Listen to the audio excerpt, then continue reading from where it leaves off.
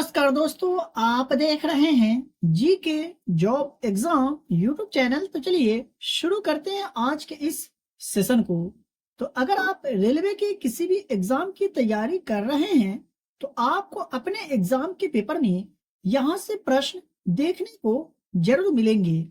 तो आप इस वीडियो को बगैर स्किप किए हुए पूरा जरूर देखिएगा, क्योंकि एग्जाम में सबसे ज्यादा प्रश्न यही बुक से आते हैं। तो बात कर ले आज का पहला प्रश्न का।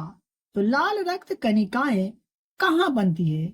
अगर आपको किसी भी प्रश्न का आंसर पहले से याद हो तो कमेंट बॉक्स में अपना जवाब जरूर बताइएगा। तो बात करें लाल रक्त कणिकाएं का, तो यह जो है अस्थि मज्जा में बनती है। सही जवाब हो जाएगा ऑप्शन नंबर बी। हमारा अगला प्रश्न है, अल्फा और बीटा पार्टिकल की खोज कौन से वैज्ञानिक ने किया था? तो मेरे प्यारे दोस्तों याद रखेंगे, अल्फा और बीटा पार्टिकल की खोज अर्नेस्ट रदरफोर्ड के द्वारा किया गया था, याद रखिएगा। अगला प्रश्न है, ट्रांस साइबेरियन रेलवे जो है ये कहाँ स्थित है? तो बात कर ले हम लोग ट्रांस साइबेरियन रेलवे का, तो यह जो है रूस में स्थित है, याद रखेंगे। ऑप्शन नंबर सी यहाँ पर सही जवाब होगा। बात करें दूसरे प्रश्न का, तो भारत है एक क्या दिए गए ऑप्शन में से?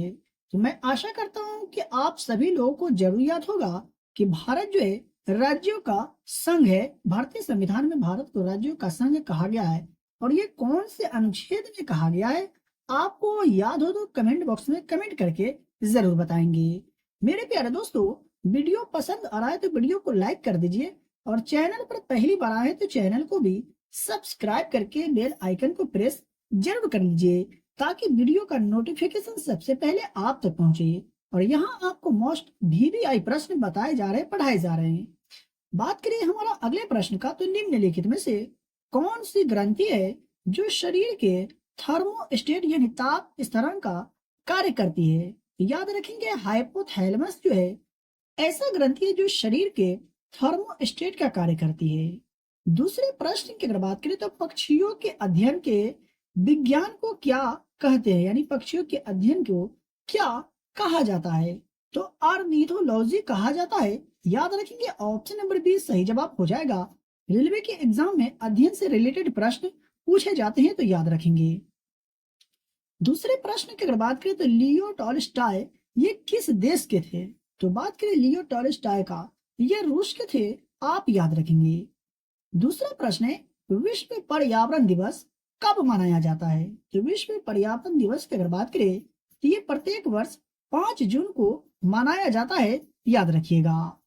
देख लेते हैं दूसरे प्रश्न को, तो निम्नलिखित में से कौन जो है भारतीय शासक था जिसने मोहम्मद गजनवी के आक्रमण का सामना किया था? दिए गए ऑप्शन में से कौन सा भारतीय शासक था जो महमूद गजनी के आक्रमण का सामना किया था?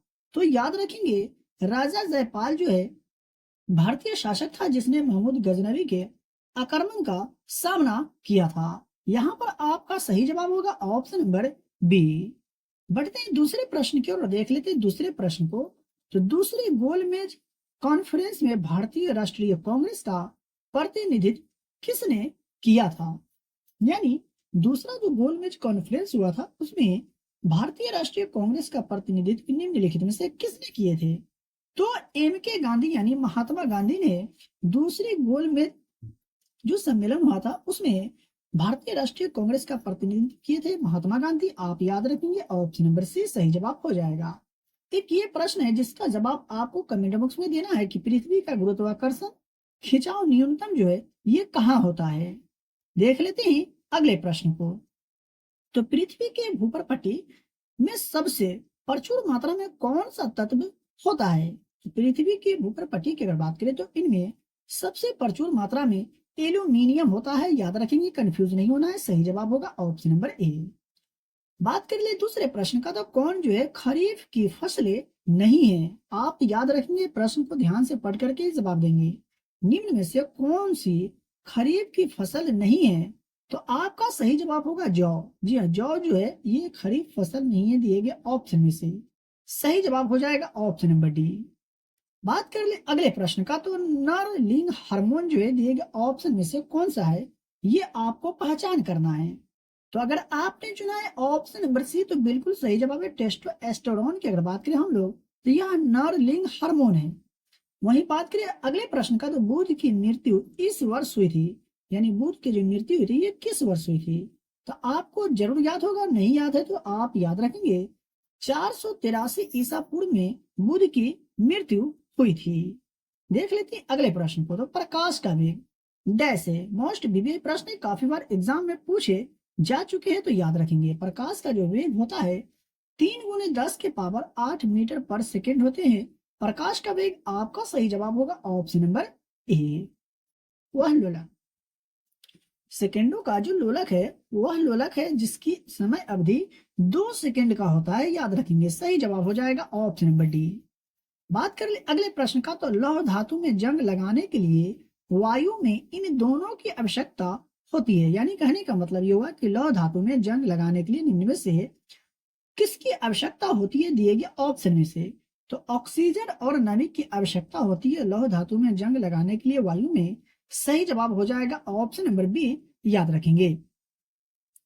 दूसरे प्रश्न की अगर बात करें तो अम्ल वर्षा इसके कारण होती है। अम्ल वर्षा जो होती है निम्नलिखित में से किसके कारण होती है? तो SO2 और NO2 के कारण जो है सो अम्ल वर्षा होती है, याद रखिएगा।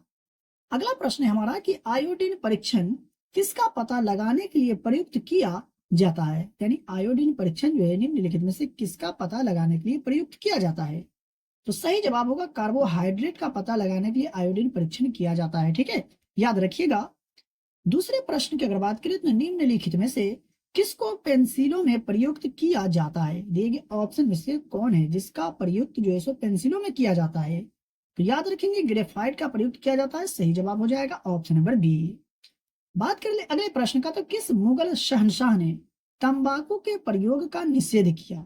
निम्न में से कौन सा मुगल शहंशाह था जिसने तंबाकू के प्रयोग का निषेध किया था? तो जहांगीर आपका सही जवाब हो जाएगा। जहांगीर ने ही तंबाकू के प्रयोग का निषेध किए थे, आपका सही जवाब होगा ऑप्शन नंबर सी। दूसरे प्रश्न की अगर बात करें तो हाइड्रोजन की खोज किसके द्वारा की गई थी? तो हाइड्रोजन की खोज जो हेनरी कैवेंडिश के द्वारा की गई थी, याद रखेंगे।